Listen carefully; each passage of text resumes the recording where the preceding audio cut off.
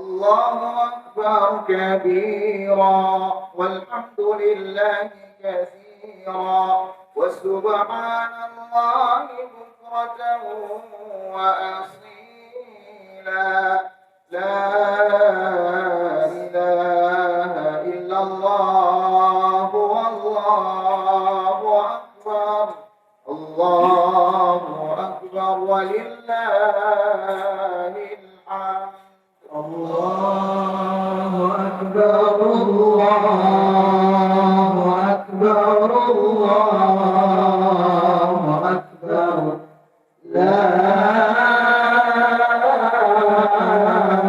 إله إلا الله الله أكبر الله أكبر ولله الحمد.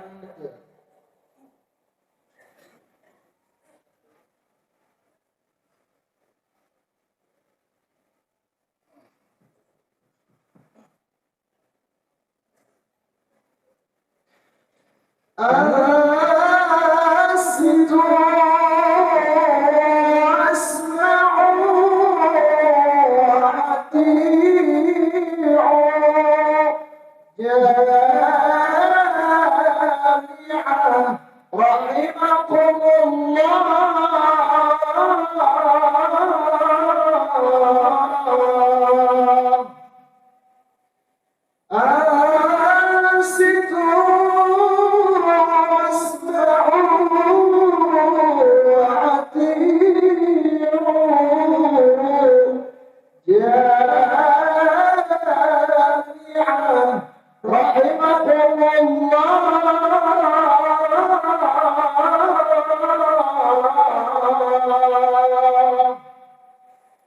أنصتوا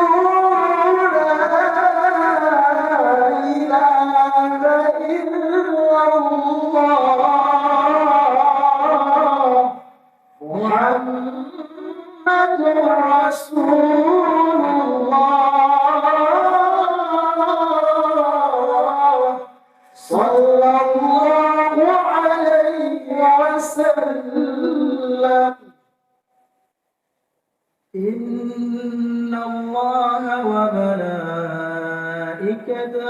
يصلون على النبي يا أيها الذين آمنوا صلوا عليه وسلموا تسليما.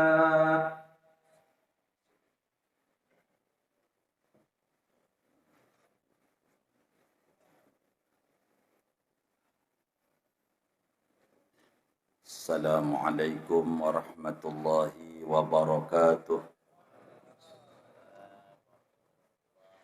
اللهم قو الإسلام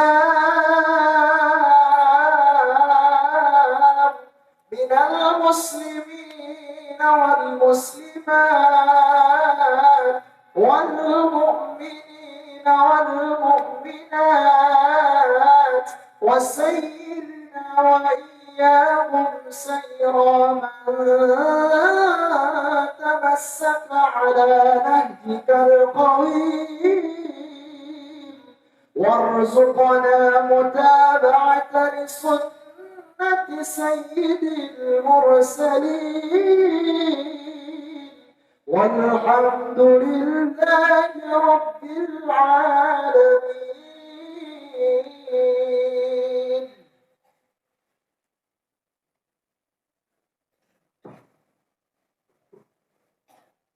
الله أكبر الله أكبر الله أكبر الله أكبر الله أكبر الله أكبر الله أكبر الله أكبر الله أكبر لا إله إلا الله والله أكبر الله أكبر ولله الحمد.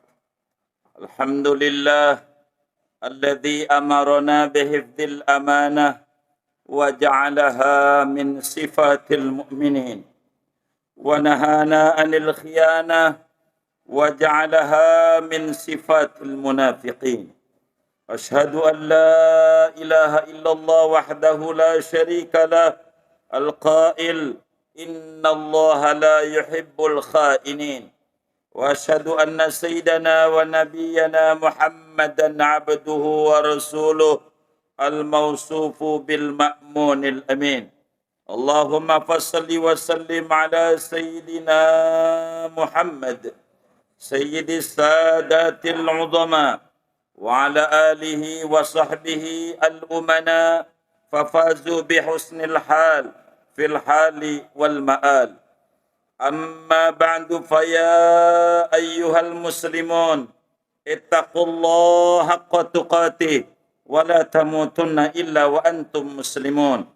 واعلموا أيها الأحباب أن الله قد نهاكم عن الخيانة حيث قال يا أيها الذين آمنوا لا تخونوا الله والرسول وتخونوا أماناتكم وأنتم تعلمون. صدق الله وبلغ رسول الله صلى الله عليه وسلم. Kaum muslimin, jamaah salat Aid rahimakumullah. Pada hari yang sangat agung ini, marilah kita bersama kembali mengumandangkan kalimat-kalimat thayyibah berupa takbir, tahlil dan tahmid, mengagungkan dan memuji kebesaran Allah, Tuhan semesta alam. Pada hari raya yang agung ini, kita sebagai muslim dianjurkan selain memuja dan memuji Allah dalam bentuk salat Idul Adha, juga kita dianjurkan melaksanakan penyembelihan hewan kurban sebagai salah satu sarana pencapaian puncak kesolehan demi mencapai derajat takwa. Dan memang dengan takwalah insya Allah kita bersama mendapatkan kebahagiaan dunia dan akhirat. Semoga berkumpulnya kita bersama di masjid yang mulia ini dan berkumpulnya saudara-saudara kita di tanah suci serta ketulusan berkurban dari kaum muslimin yang berada, semuanya dicatat oleh Allah sebagai amaliyah yang menghantarkan kita semua menuju pencapaian penghambaan yang hakiki, sehingga kita betul-betul meraih saadah abadiyah di dunia dan di akhirat. Amin ya rabbal alamin. Kaum muslimin, jamaah Id rahimakumullah. Agama kita, agama Islam adalah satu-satunya agama yang setiap ajarannya memberikan maslahat yang besar pada pemeluknya, baik duniawi maupun ukhrawi. Salat Id umpamanya, di antara makna yang terkandung adanya kesatuan dan persatuan seluruh umat Islam di dunia ini, di mana mereka berdiri tegak bersatu di belakang satu imam. Id merupakan sarana pemersatu umat. Begitu pula dalam ibadah kurban, agama Islam mempunyai pendirian dan komitmen yang tinggi bahwa kehidupan yang aman dan adil di dunia ini tidak akan terwujud apabila kaum du'afa, fuqara dan masakin tidak mendapatkan perhatian dari masyarakat yang berada dan berkemampuan. Kaum du'afa adalah sendi tulang punggung kekuatan satu masyarakat dan seharusnya mereka merupakan golongan yang mendapatkan perhatian besar. Betapa tidak, karena segala hal yang menyangkut kehidupan kita banyak sekali bergantung pada rakyat jelata dan kaum lemah, baik itu petani, buruh, nelayan dan lain sebagainya, di mana mereka termasuk golongan yang perlu diperhatikan. Rasulullah sallallahu alaihi wasallam bersabda, "Innama tunsaruna wa turzaquna bidu'afaikum." Sesungguhnya kamu mendapatkan pertolongan dan beroleh rezeki berkat jerih payah dan perjuangan orang-orang yang lemah di antara kalian. Kaum muslimin, jamaah salat Id Masjid Jami Al-Ma'mur yang mulia, kita dapat memakluminya bahwa orang yang memiliki tanah yang luas tidak akan dapat menggarap tanahnya sendirian, walaupun dengan mengerahkan seluruh anggota keluarganya. Akan tetapi di antara makhluk Allah itu, saudara, ada golongan yang berekonomi lemah, yang juga mempunyai tanggung jawab atas keluarganya, di mana untuk menghidupi diri dan keluarganya, mereka siap bekerja keras, menggarap tanah dengan harapan upah yang lumayan untuk menunjang hidup keluarganya. Kalau seandainya tidak ada kaum lemah dan pekerja kasar itu, tentu para tuan-tuan tanah, para saudagar-saudagar besar akan dilanda kerepotan dalam mengelola tanahnya. Dengan demikian, nampaklah hikmah penciptaan Allah mewujudkan beberapa golongan di muka bumi ini.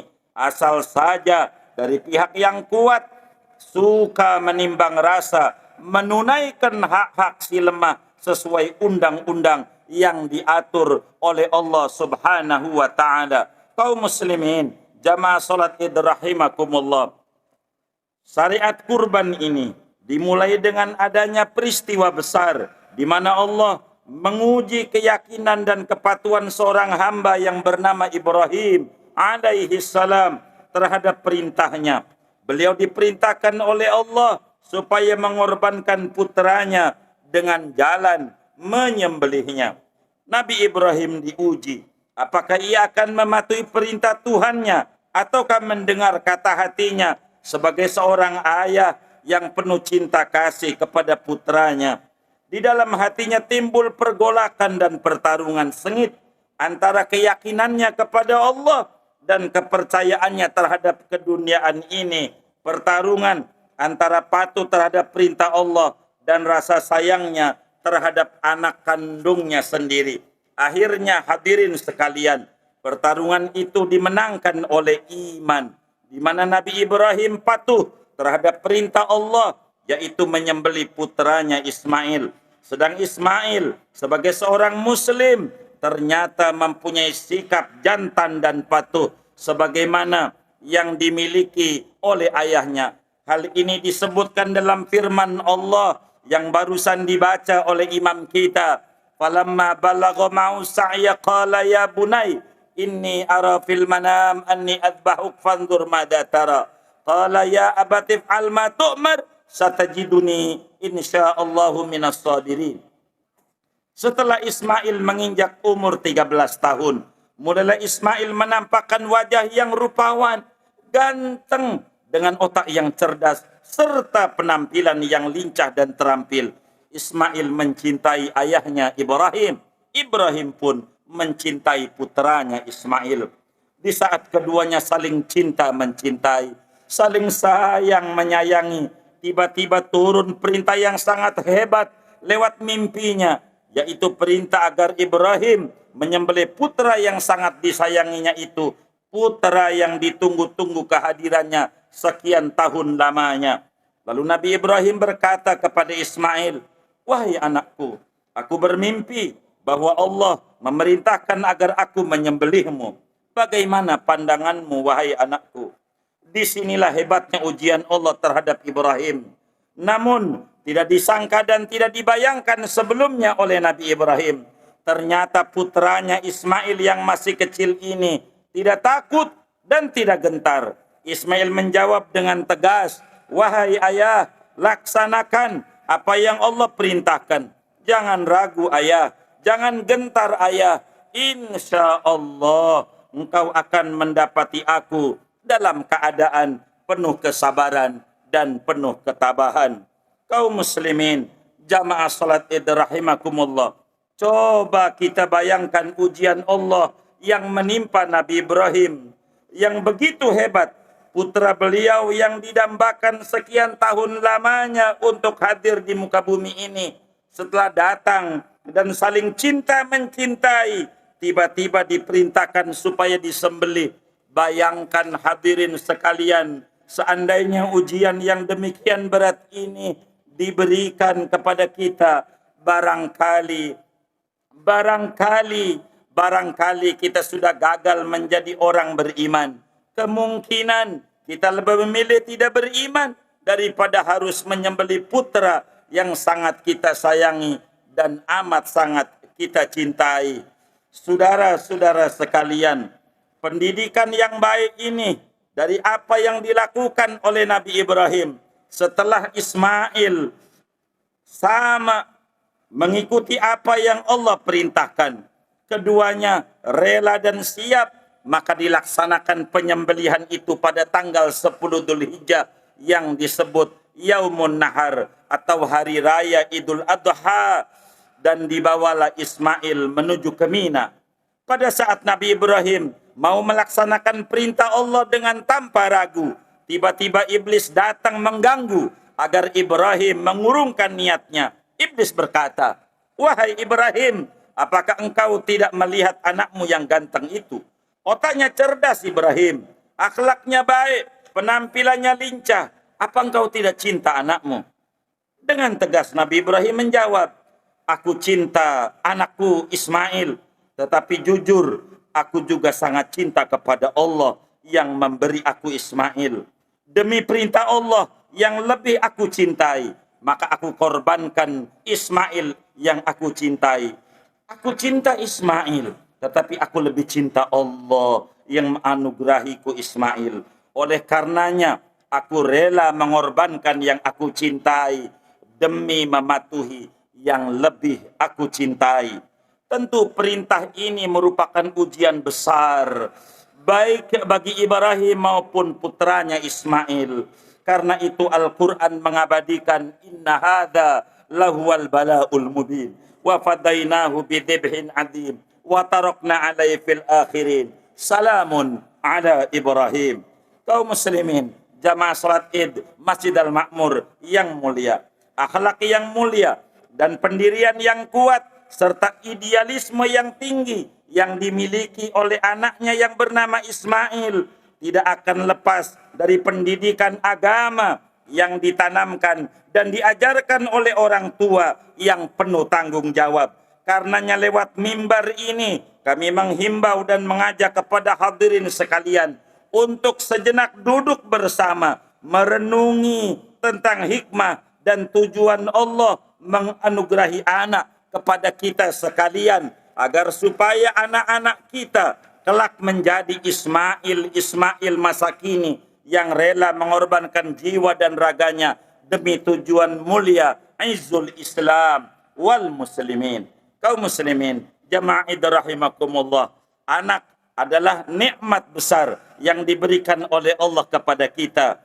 Di samping itu, anak sebagai anugerah, amanah yang dititipkan kepada kita, amanah yang kelak akan dimintai pertanggungjawaban kita oleh Allah Subhanahu wa taala.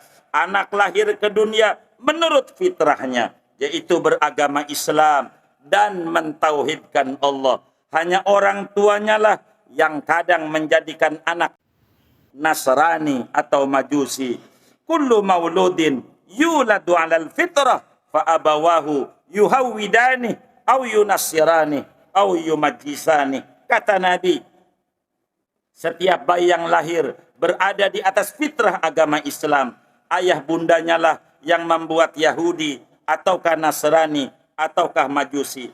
Anak menjadi baik atau buruk, anak menjadi nakal atau tidak adalah tergantung orang tuanya.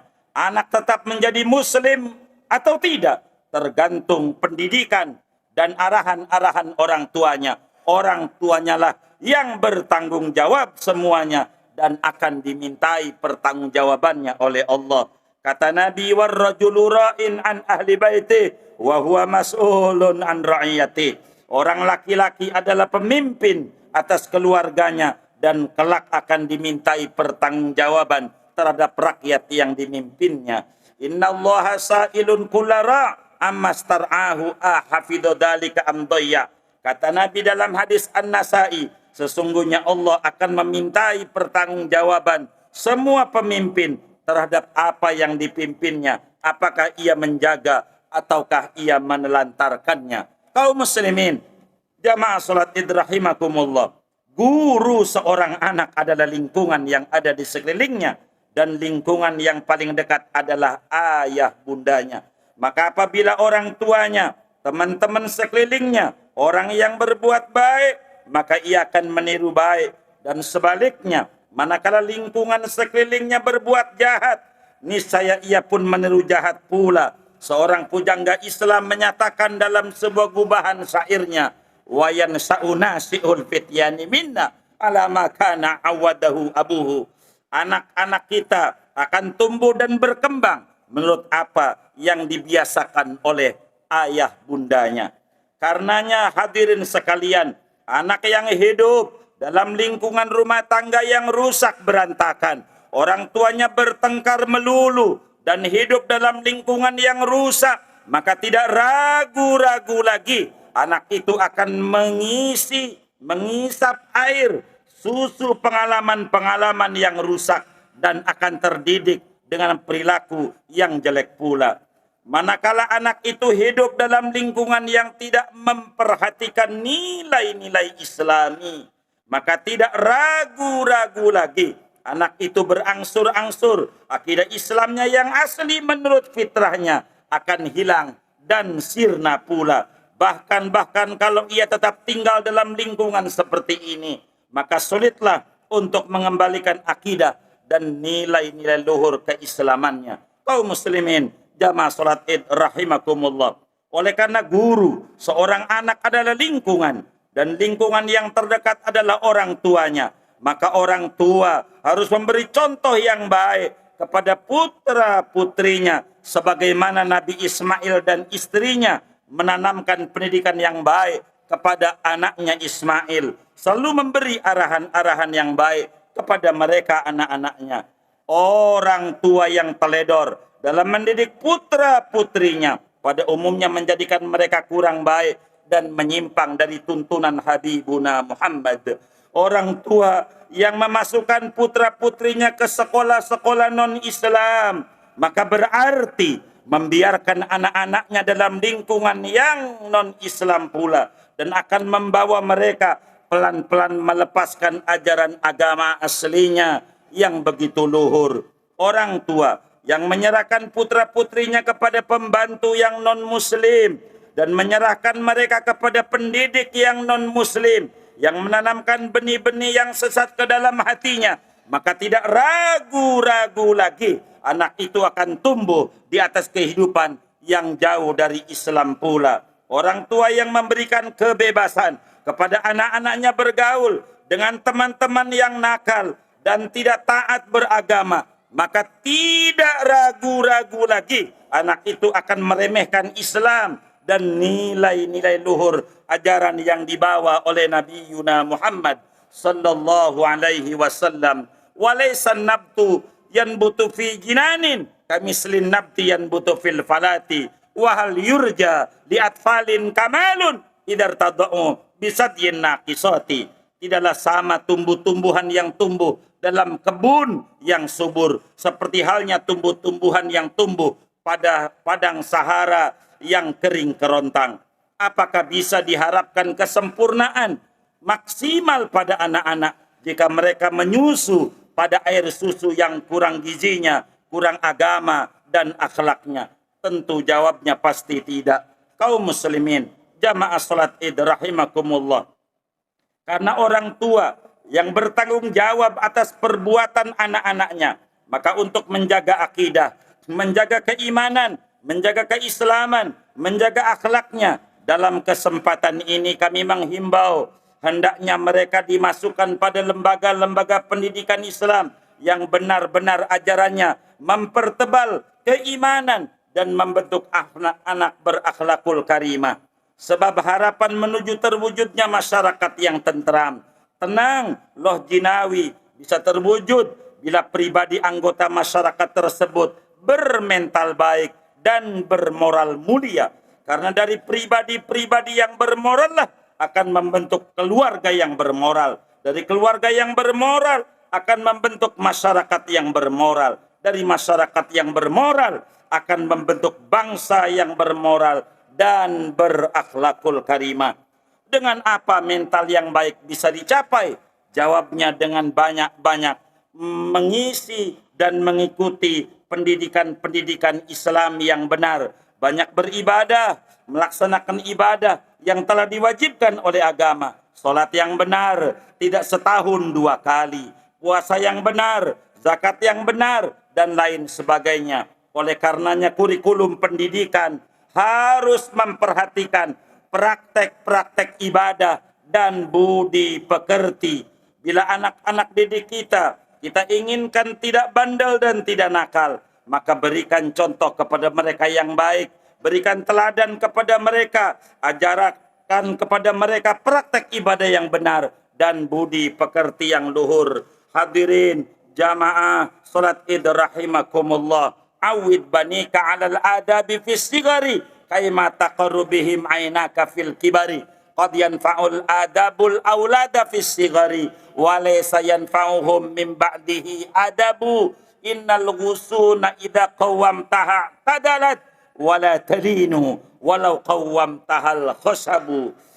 Biasakan anak-anakmu sejak kecil terhadap akhlak-akhlak yang baik, agar kamu bahagia ketika sudah besarnya mereka. Sungguh adab-adab itu sangat berguna bagi anak jika diajarkan kepada mereka masih kecil, dan tiada guna ketika mereka diajarkan adab sesudah tumbuh dewasa. Sebagaimana halnya dahan, ketika ia belum menjadi batang kayu yang keras, engkau bisa merubah bentuknya menurut kehendakmu. Akan tetapi setelah menjadi dahan, menjadi kayu yang keras, engkau tidak bisa melunakkannya. Kaum muslimin, jamaah salat Id rahimakumullah, lembaga-lembaga pendidikan yang ada dewasa ini umumnya memikirkan pengajaran, bukan pendidikan. Para gurunya pada umumnya sebagai pengajar, bukan pendidik. Hanya sebatas mentransfer ilmu kepada anak-anak jadi orang-orang yang berilmu. Pendidikan yang membawa anak murid berakhlakul karimah kurang mendapatkan perhatian. Yang ada pada umumnya pengajaran dan penataran agar murid mendapatkan ijazah yang bisa untuk mencari pekerjaan. Padahal untuk menentukan orang itu kaya atau tidak adalah Allah. Yang menentukan rezeki manusia itu adalah Allah. Suatu pokok keimanan yang mendasar bagi seorang muslim. Kalaulah kaya, saudara, ditentukan oleh kepintaran seseorang, ditentukan dengan ijazah seseorang, maka mestinya setiap orang yang berijazah tinggi pasti kaya raya. Padahal kenyataannya sebaliknya. Berapa banyak orang yang pintar, berijazah tinggi, hidupnya sederhana, bahkan ada yang melarat. Dan berapa banyak orang yang kurang pintar, berijazah rendah, hidupnya bergelimangan kemewahan dan menjadi konglomerat. Sampai pernah ditulis dalam sebuah surat kabar bahwa 70% konglomerat di negeri kita ini hanya tamatan SD. Al-Quraizi, seorang profesor ulung, seorang yang multidisipliner, pernah berujar, "Falau kanatil arzaku tunalu bi fitnatin wa fadli aqlin niltu a'lal maratib. Walakin namal arzaku haddun wa qismatun bifadli malikin la bihilati talibi." Demikian pula dikatakan oleh seorang pujangga Islam, "Yanalul fata min aishihi wa huwa jahilu wa yuqdil fata min dahrihi wa huwa alimu walau kanatil arzaku tajri 'alal hija halakna idan min jahlihinnal bahaimu." Ada seorang pemuda memperoleh kehidupan yang cukup lumayan, padahal ia bodoh, dan sebaliknya ada pemuda yang kurang beruntung selama hidupnya, padahal ia pintar. Kalaulah rezeki itu tergantung pada otak seseorang, niscaya binatang telah musnah sedari dulu lantaran kebodohannya, padahal kenyataannya binatang masih tetap hidup sampai sekarang. Oleh karena itu, kaum muslimin, mari kita didik anak-anak kita agar supaya betul-betul menjadi Ismail Masakini. Karena itu kita bertanggung jawab, kita bunuh akhlak binatang kita dengan simbol disembelilah hewan kurban berbentuk binatang. Mudah-mudahan Allah Subhanahu wa taala memberikan rahmat dan magfirahnya kepada kita bersama di pagi yang mulia ini. Kita mohon kepada Allah anak-anak keturunan kita menjadi Ismail Masakini yang mengikuti akhlak luhurnya Nabi Muhammad. Amin ya rabbal alamin. A'udzubillahi minasyaitonir rajim. Bismillahirrahmanirrahim. Wal 'asri innal insana lafi khusrin illa alladziina aamanu wa 'amilus shalihat wa tawassaw bil haqqi wa tawassaw bis sabr. Barakallahu li wa lakum fil Qur'anil 'azim wa taqabbala minni wa minkum tilawatahu innahu was-sami'ul 'alim. Aqulu qawli hadza wa astaghfirullahal 'azim li wa lakum wa li sairil mu'mini wal mu'minat wal muslimina wal muslimat fastaghfiruh innahu huwal ghafurur rahim. Allahumma salli wa sallim. Allahumma salli wa sallim wa zid wa an'im wa tafaddal wa barik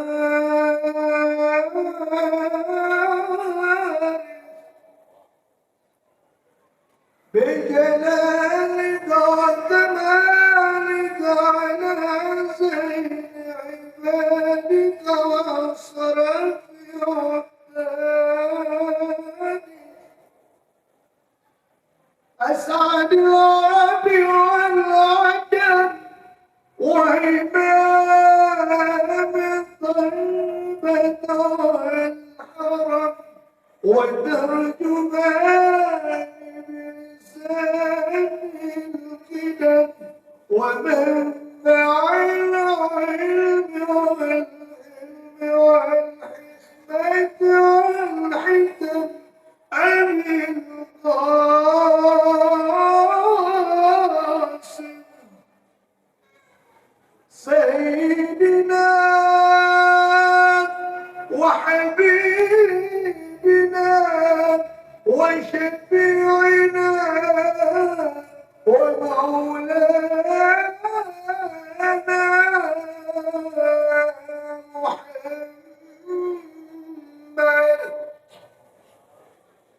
صلى الله عليه وسلم زده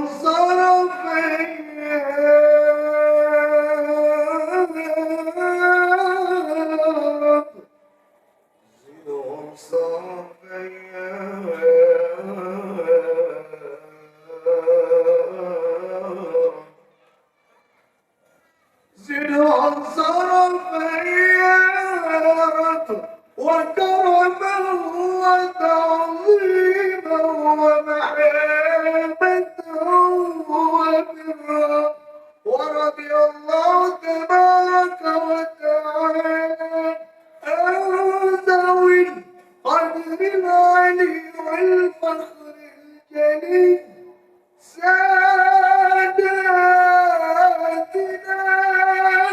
وإمتنا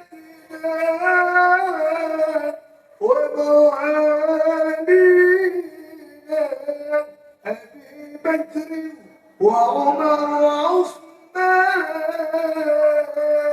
وعلي وأنبياء الصحابة وقرابة رسول الله صلى الله عليهم أجمعين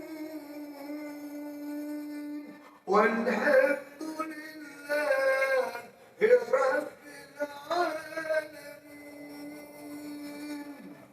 الله أكبر الله أكبر الله أكبر الله أكبر الله أكبر الله أكبر الله أكبر.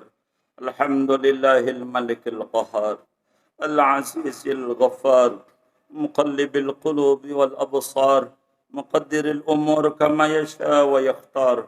أشهد أن لا إله إلا الله وحده لا شريك له شهادة تنجي قائلها من عذاب دار البوار.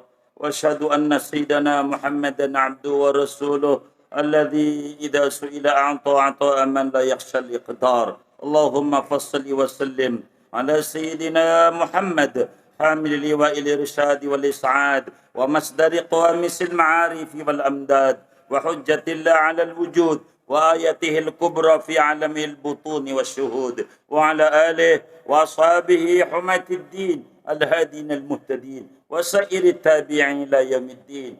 أما بعد فيا أيها المسلمون اتقوا الله فإن التقوى وصية الله للأولين والآخرين في القرآن. قال الله تعالى ولقد وصينا الذين أوتوا الكتاب من قبلكم وإياكم أن اتقوا الله واعلموا أيضا أن الله قد صلى على نبيكم قديما وقال عز من قائل إن الله وملائكته يصلون على النبي يا أيها الذين آمنوا صلوا عليه وسلموا تسليما اللهم فصل وسلم وبارك وكرم وشرف عظيم على سيدنا ومولانا محمد وعلى آله وارض اللهم عن الأربعة الخلفاء الراشدين ساداتنا أبي بكر وعمر وعثمان وعلي وعن بقية القرابة والصحابة أجمعين من الأنصار والمهاجرين ومن تبعهم بإحسان إلى يوم الدين آمين يا رب العالمين. اللهم اغفر للمؤمنين والمؤمنات والمسلمين والمسلمات الأحياء منهم والأموات. Ya Allah, Ya Rahman, Ya Rahim, terimalah segala ibadah kami. Walau kami meyakini betul masih banyak kekurangan kami dalam mengagungkan bulan Dhul Hijjah ini. Ya Rahman, Ya Rahim, Ya Fattah, Ya Awwalal Awwalin. Berikanlah keberkahan hidup bagi saudara-saudara kami yang melaksanakan ibadah kurban pada tahun ini. Ya Rabb, jadikan kurbannya sebagai penebus bagi dosa-dosa yang pernah dilakukan dan jadikan kurbannya sebagai benteng yang memelihara mereka daripada berbuat maksiat kepadamu. Ya Allah, Ya Awwalal Awwalin, Ya Akhiral Akhirin, Ya Dzal Quwwatil Matin, Ya Rahimal Masakin, Ya Arhamar Rahimin. Terimalah ibadah Idul Adha kami. Sampaikan umur kami ya Rabb, sehingga kami mengalami Idul Adha lagi dan Engkau tambahkan kekuatan dan taufik kepada kami untuk mengisinya ya Rabb dengan amalan-amalan yang Engkau ridhai. Ya Allah, kalaulah rahmat dan keberkahan Engkau berikan hanya untuk hamba-hambamu yang taat saja, kepada siapa kami yang berlumuran dosa ini berharap ya Rabb. Ya Allah, Ya Ghaffar, Ya Sattar, ampuni dosa-dosa kami. Ampuni dosa-dosa guru-guru kami. Ampuni kesalahan dan dosa orang-orang tua kami, Ya Rabb. Ampuni mereka, Ya Allah. Bila mereka karena sangat sayang dan cintanya kepada kami, banyak melalaikan perintah-Mu. Maafkan ayah bunda kami, Ya Allah. Bila dalam merawat dan membesarkan kami, mereka berusaha dari yang tidak halal, yang tidak Engkau ridhai. Ya Allah, Ya Fattah, Ya Razzaq, segala pengorbanan yang telah kami lakukan, jadikan pahalanya untuk mereka. Segala kemaksiatan yang kami lakukan, Ya Rabb, kami mohon kepadamu, jangan sampaikan keburukannya menimpa kuburan mereka. Ya Allah, jadikan putra-putri kami anak yang solehin dan solehat, anak yang memiliki kesabaran yang tinggi dalam menegakkan perintah-Mu, anak yang rela berkorban demi kejayaan Islam yang kami cintai. Ya Allah, Ya Arhamar Rahimin, Ya Arhamar Rahimin, Engkau telah mudahkan saudara-saudara kami pada tahun ini untuk mendatangi tanah suci-Mu dan tanah suci Nabi-Mu. Engkau telah sampaikan mereka ke tempat-tempat yang mulia. Ya Allah, maka dengan keagungan Nabi Muhammad, dengan keagungan hari raya Idul Adha dan kemuliaan rumah-Mu ini, Ya Allah, berikan kami kemudahan sebagaimana mereka. Ya Rabb, sampaikan kami, keluarga kami, anak keturunan kami untuk berziarah ke Baitullah, berziarah ke Rasulullah sebagaimana Engkau sampaikan mereka. Ya Allah, berkahi kami sebagaimana Engkau berkahi kehidupan mereka yang wukuf di Padang Arafah, yang mabit di Muzdalifah, yang lontar jamarat, mabit di Mina. Ya Allah, Ya Arhamar Rahimin, Allahumma inna nas'aluka ya Ghafuru ya Rahim an taftaha li ad'iyatina abwabal ijabah, ya man idza salahul muttaru ajabah, ya man yaqulu li syai'in kun fayakun. Allahumma innana jami'an qad ji'naka bi jam'ina hadza mutasyafi'ina ilaik fi ghufrani dhunubina fala taruddana ya Allah khaibin. Fala taruddana ya Allah khaibin. Wa atina afdala ma yu'ta ibaduka salihun. Wala tasrifna min masjidina hadza ila faizin muflihin ghaira khazaya wala nadimin wala dhalin wala mudillin ya akramal akramin. Allahumma waffiqna lil huda wa ansibna min asbabil jahli war rada wa sallimna min afatin nufus fa innaha syarrul ida waj'alna ya rab mimman aqbalta alaih fa'arada amman siwak wa khudh bi aidina ilaik warham tadarru'ana baina yadaik ilahana qawwimna idha wajajna wa inna idha istaqamna wa kun lana wa la takun alaina wa ahyina fid dunya mu'minina ta'in wa tawaffana muslimina taibin wajalna inda su'ali taibin wajalna mimman yakhutu kitabahu bil yamin wajalna yawmal faza'il akbar minal aminin wa matina Allahumma bin nadar ila wajhil karim bi rahmatika ya arhamar rahimin. Allahumma ighfir li ummati Sayyidina Muhammad. Allahumma aghfir bi ummati Sayyidina Muhammad. Allahumma arham ummati Sayyidina Muhammad. Allahumma aslih ummati Sayyidina Muhammad. Ya mufarrija karbil makrubin. Farijanna humumana wa gumumana bijahi Sayyidina Muhammad. Wa ali Sayyidina Muhammad. Wa ashabi Sayyidina Muhammad. Wa atba'i Sayyidina Muhammad. Ya Hayyu Ya Qayyum. أحينا على محبة سيدنا محمد وأمتنا يا مميت على محبة سيدنا محمد واحشرنا غدا يا حشر مع زمرة المحبين لسيدنا محمد وآل سيدنا محمد. ربنا آتنا في الدنيا حسنة وفي الآخرة حسنة وقنا عذاب النار وصلى الله على خير خلق محمد وعلى آله وصحبه أجمعين والحمد لله رب العالمين ثم السلام عليكم warahmatullahi wabarakatuh.